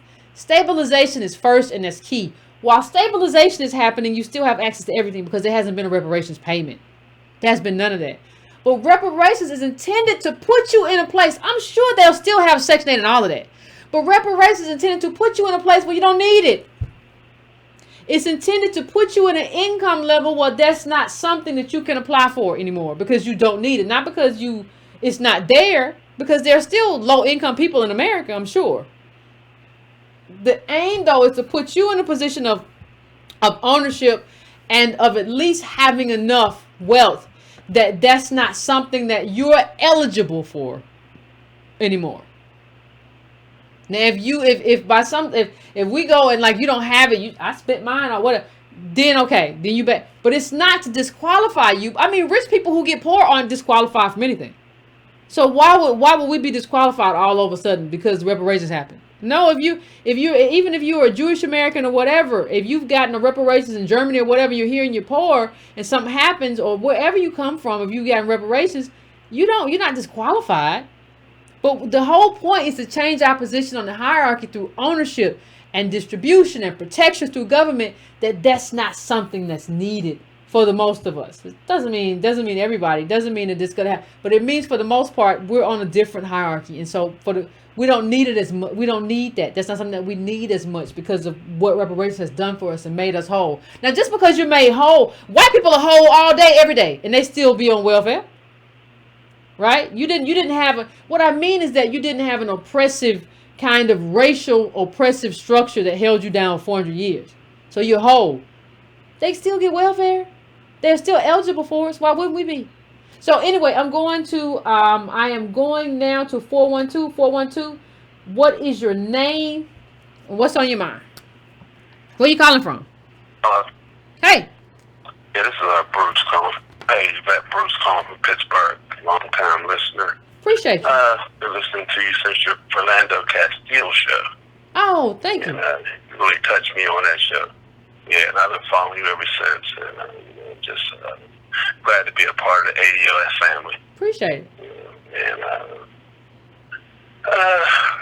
I'm looking at the question. I was thinking about the question. And they want to know what happened with Harris and Booker. Well, ADOS came along and upset the apple cart.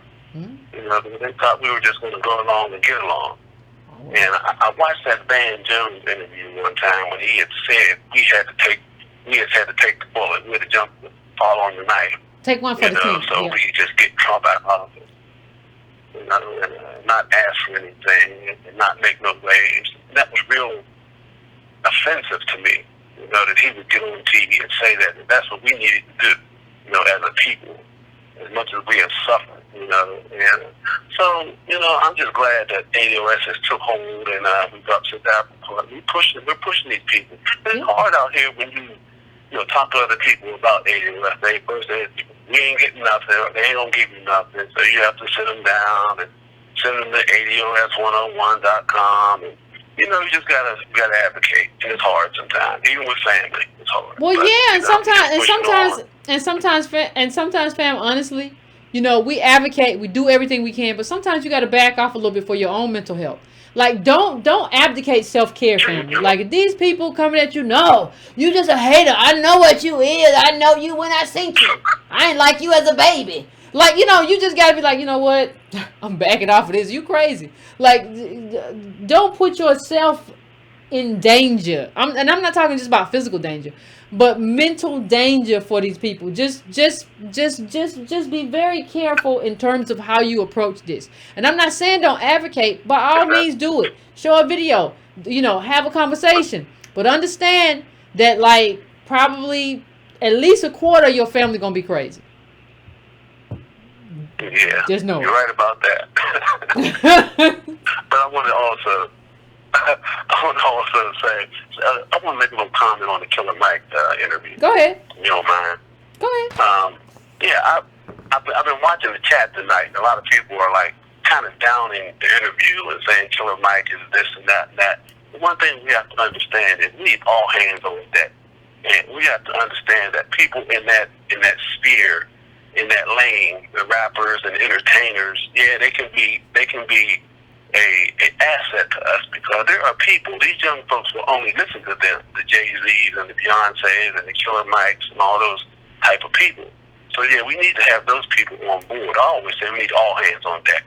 We can't exclude anybody because we're going to need everybody. This fight is going to be, it's a deep fight. You know, fighting white supremacy, it's not going to be easy. And we got to change the minds of just the people and a lot of times our family and just our own people in our own circle. We need to change their minds. So yeah, well, I think Tom did a great job with the Killer Mike. I think he did too, and I think he did a great job with the Killer Mike. I think, really appreciate it. I appreciate you, bro. Appreciate you. Go ahead. No, I think one of the things I judge people by is intention. Like, it's not saying I don't judge your action or your work or whatever. One of the things I look at when people are talking to me is I look at what is your intention.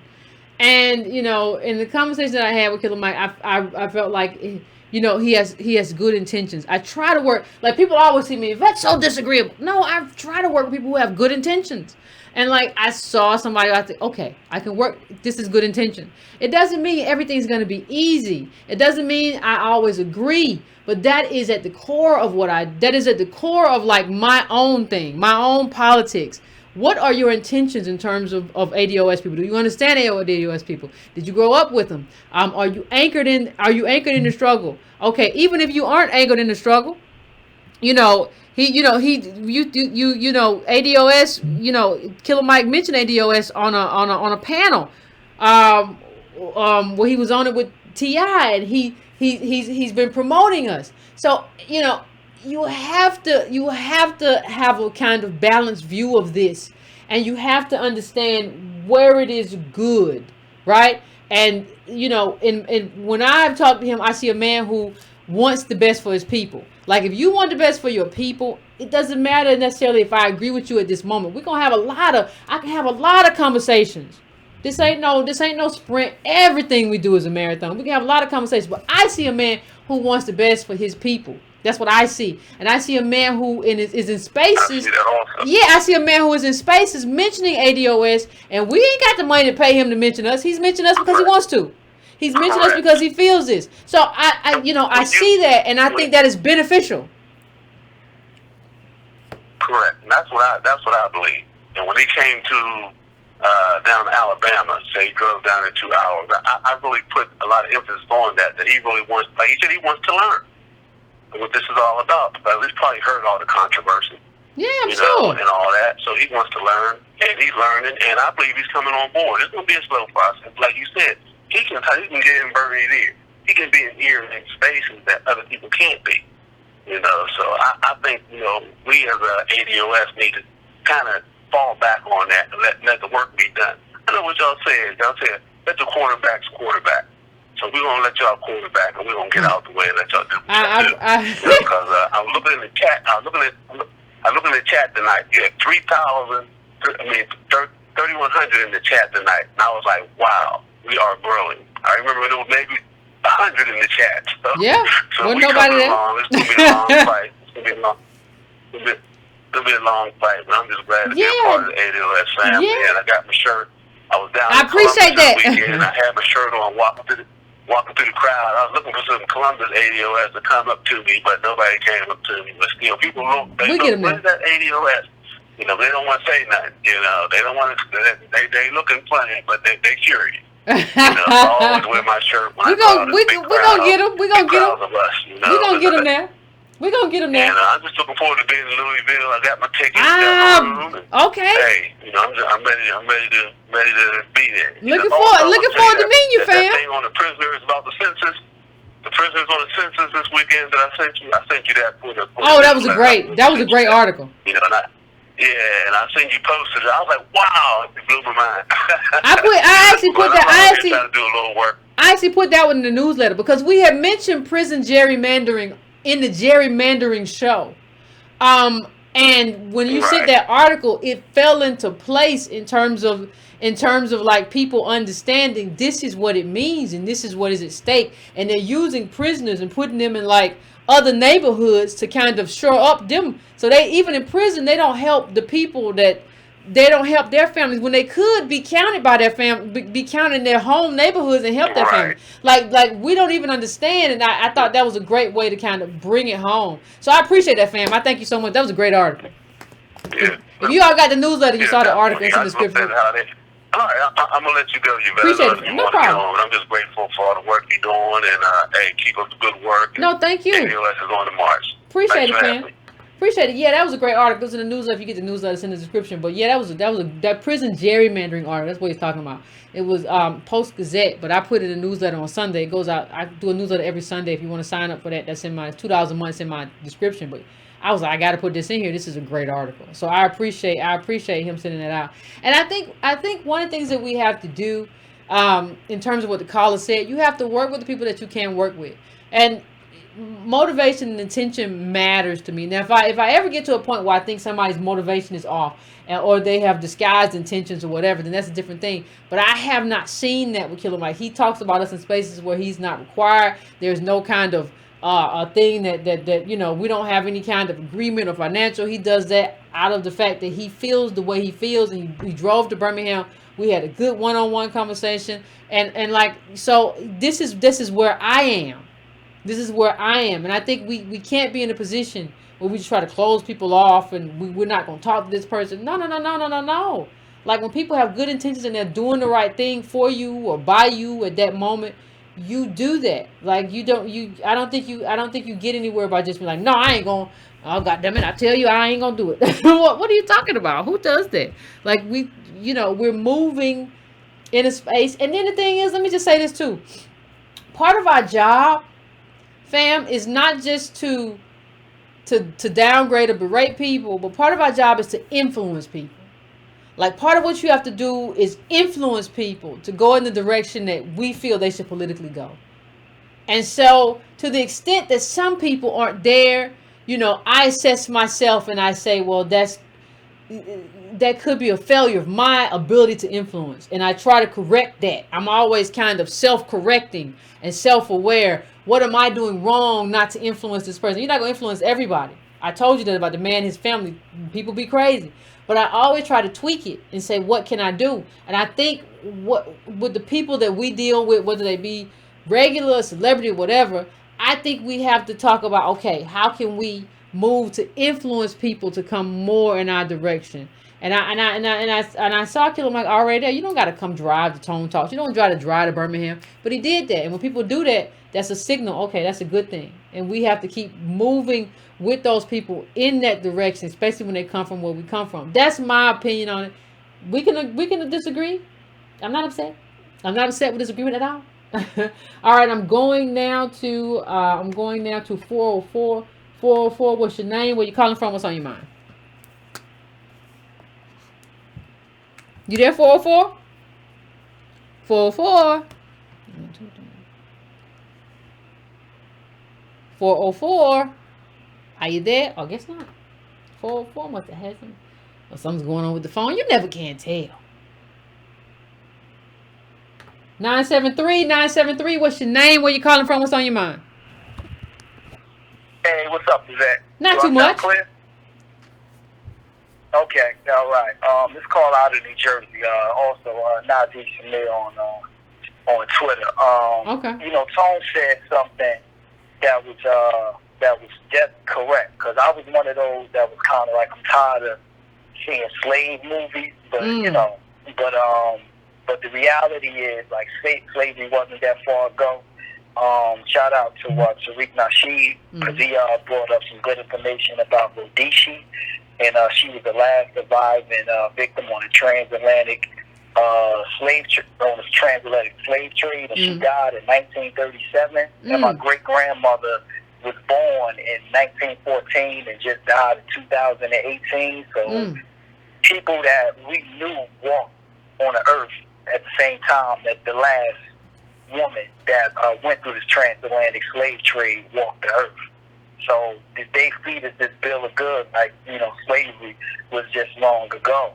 And I also hope that, you know, history is kind, you know, to the ADOS lineage movement, because, you know, who knows 50, 100 years from now what the narrative will be at this moment in time, you know. And I think that you guys are basically, and other people who works on Twitter or who's basically working outside of Twitter, you know, we're calling these politicians out, and we're basically shining light, because it's very disrespectful that, you know, when you brought up Kamala Harris and when she talked about how she was bust, and it was kind of disingenuous, because it was kind of like a half-truth.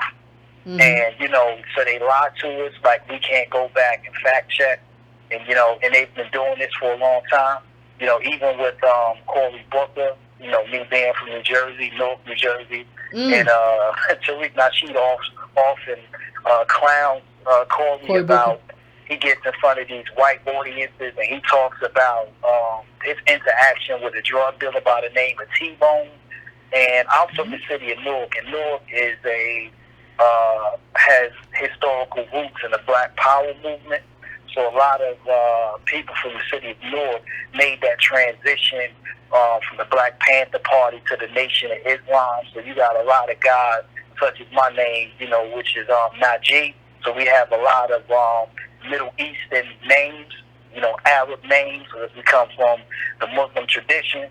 So I don't know too many guys walking around the city that know by the name of T-Bone. He could have been. I didn't know that. You know, I did not. I didn't see that Tariq video. What, T-Bone? He said he knew a drug dealer named T-Bone? Listen, I mean, now if he would have said Mustafa, Rashid, I would have bought it. But T-Bone, I mean, come on, that sounds like a name straight out of Fat Albert. Like, I mean, you know, come on now. But again, you know, and with the interview with Killer Mike, I think that was definitely great, and I think that you guys are right, Tone is right. We gotta not be so hard on allies. You know what I'm saying? Like, he's ADOS, he's in this. Like you said, he didn't have to drive to your conference. He didn't have to make it to Tone's show. So come on now, we gotta kind of like be a little bit more easy. You know, we just got to basically meet people where we agree, and we're not going to agree on a lot of things, but long as we agree that ADOS people need reparations, if we can agree on that, that's just the start. And and you said something too, and I'm gonna close with this. You said, what if this doesn't work? You asked Killer Mike that, and I often ask myself that question too. I said, you know, what if none of this works? Then what? You know, so that's a question that often. I was asking Killer Mike in the context. People didn't see the interview. In the context of like, what if you know you're doing this work with Bernie, you know, other people are working with other candidates. What if it don't work? Like, you know, like because I want people, and it's not any slight to anybody. I want everybody who's working with and for a candidate. If you're working with and for a candidate, even if you're sitting there right now, you disagree with me.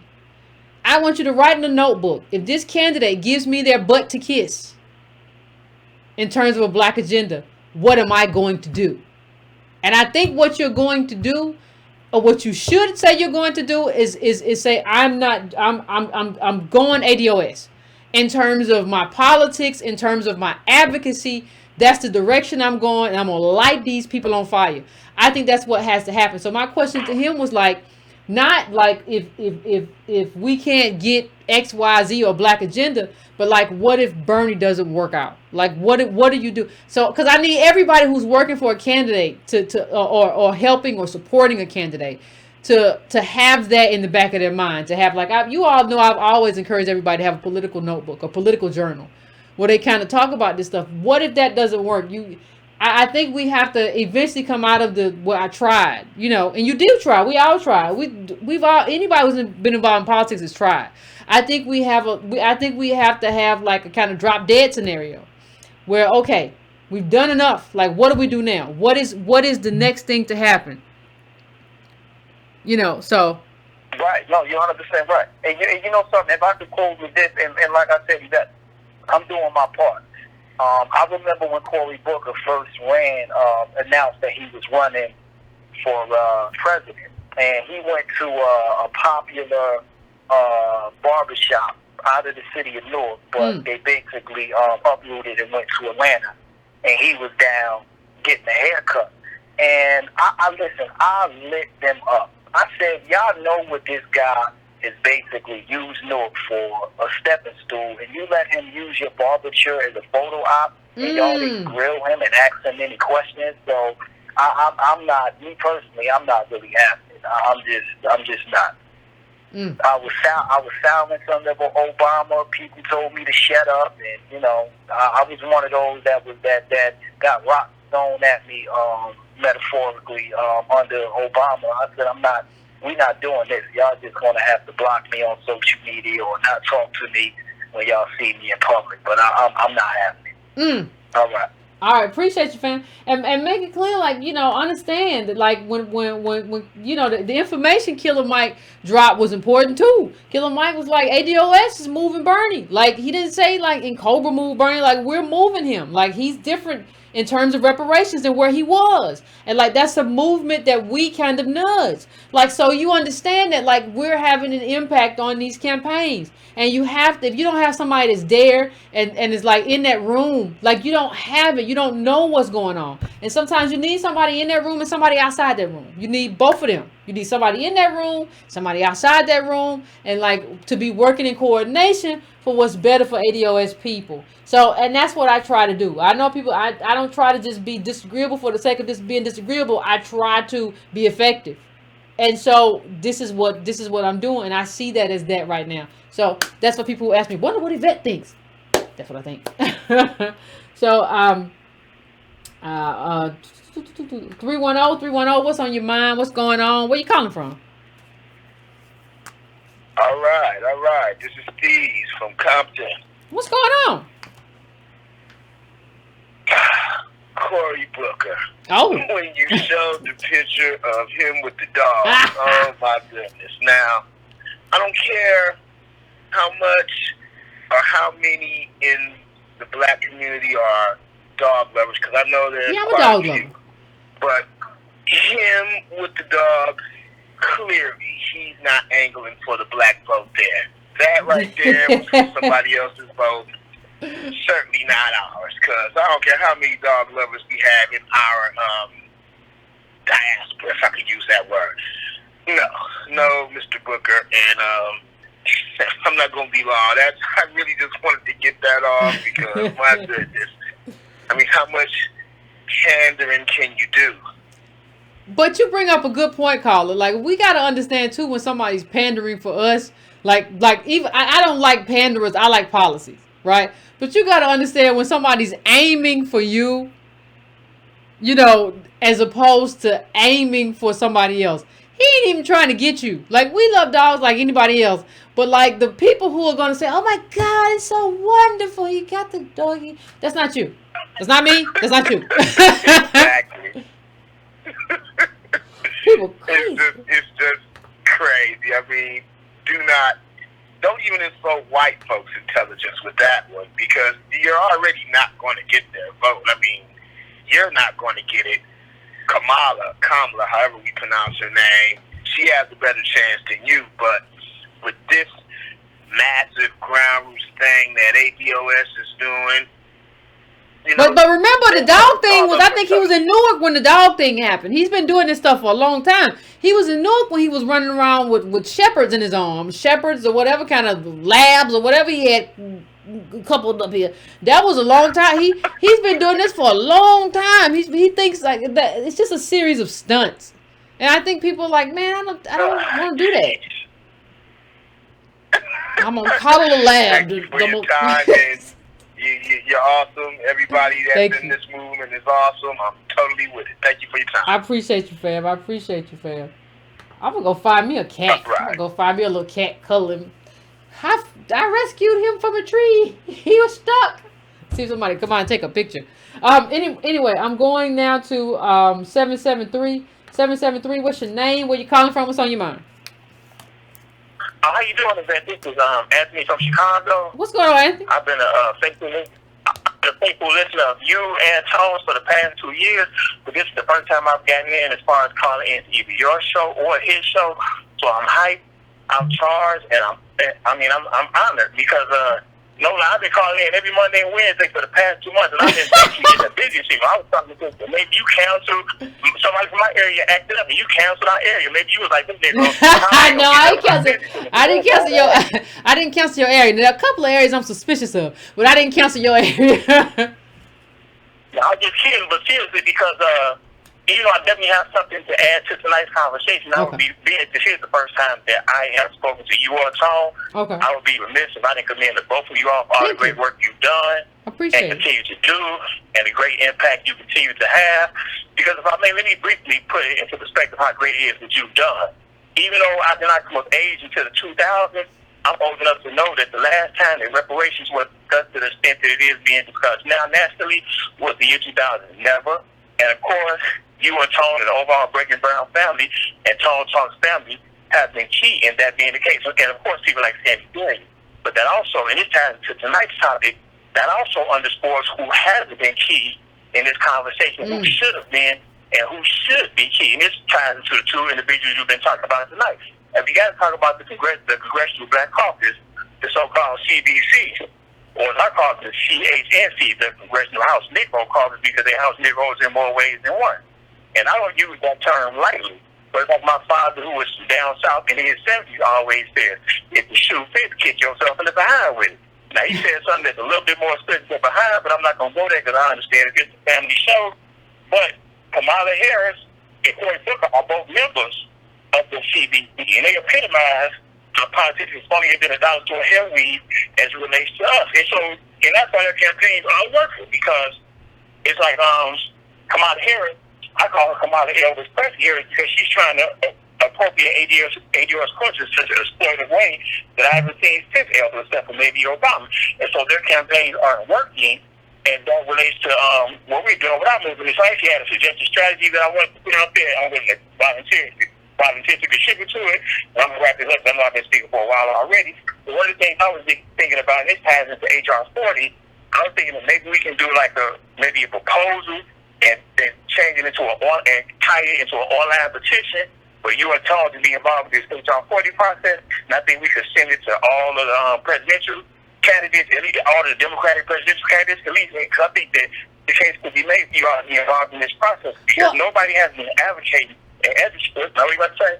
No, I was gonna say, Dr. Darity is I have to talk to him, but working on like rewriting it. I think if a new bill is rewritten and it's good, I don't think anybody has a choice but to deal.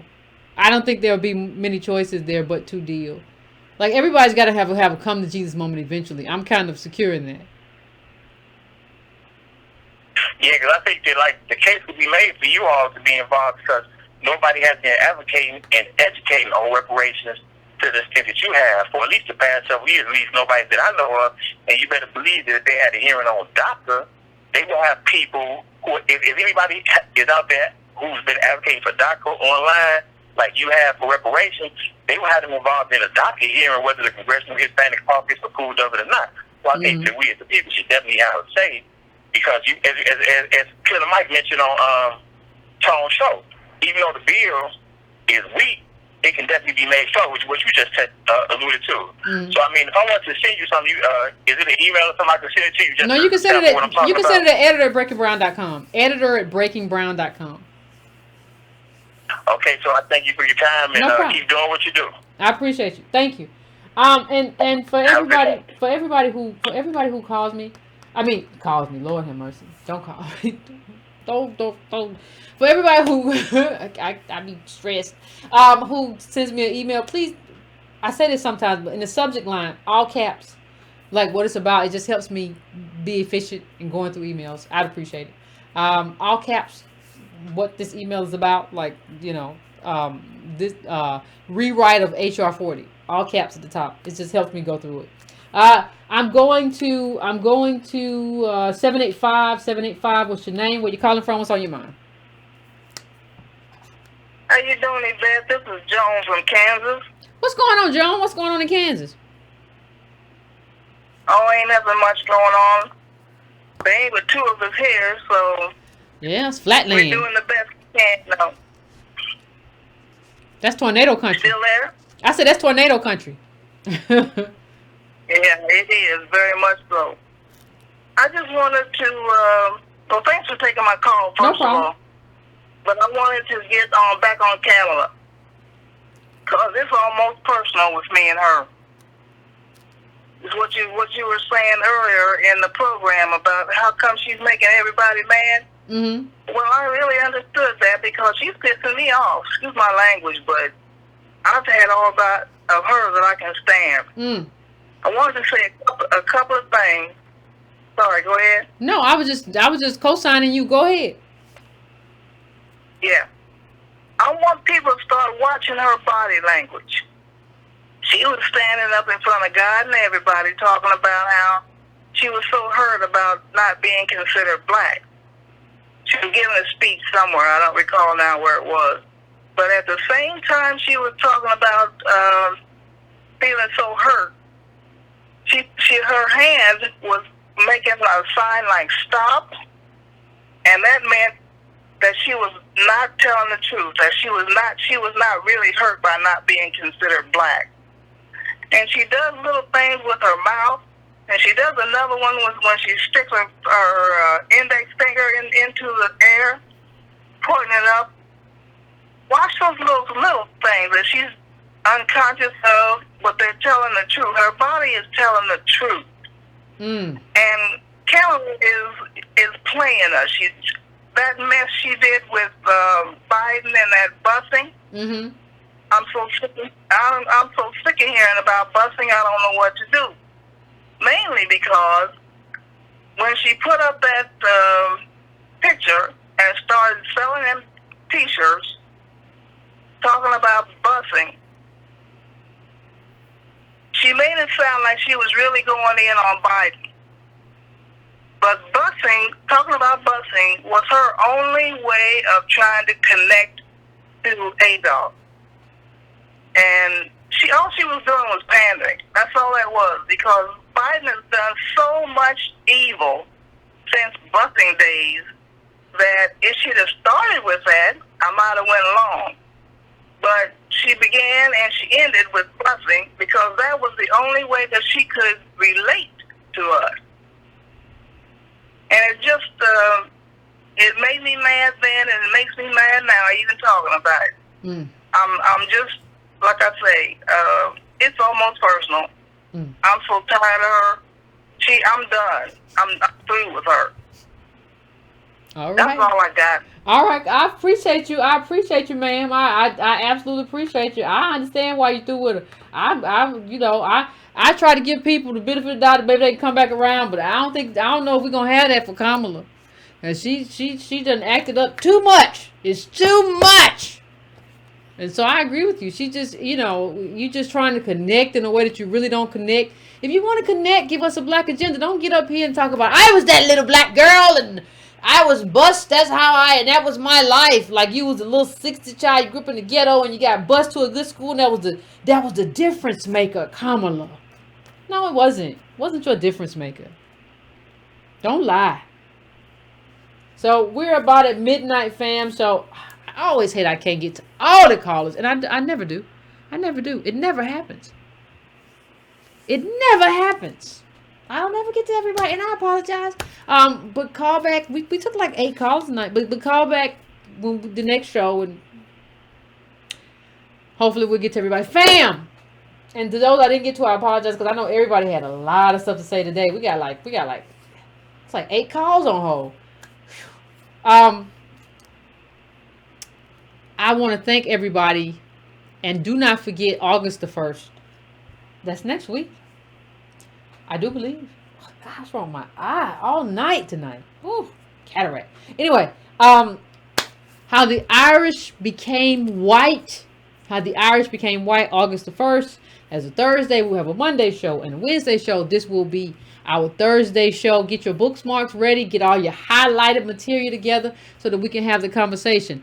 Also, please do not forget, before you leave, please like the show. You can go to donatebrown.com, patreon.com/YCarnell. Hit the like button, hit the like button, hit the like button, hit the like button. Oh, I wish I had a banjo and a harmonica. Hit the like button, hit the like button. Okay, anyway, also, subscribe to brown.com. That is also free. What else? Hit the bell. If you have not subscribed, please subscribe. I would appreciate it. It's not hard to do. What's the problem? We're trying to grow and build here. If you have not subscribed, if you get pissed off, you can always unsubscribe. It's what you want to do. It's all up to you. So fam, until next time that we have our next conversation and our next meeting together, be easy, finish your libations, and get some rest and keep up the fight. All right.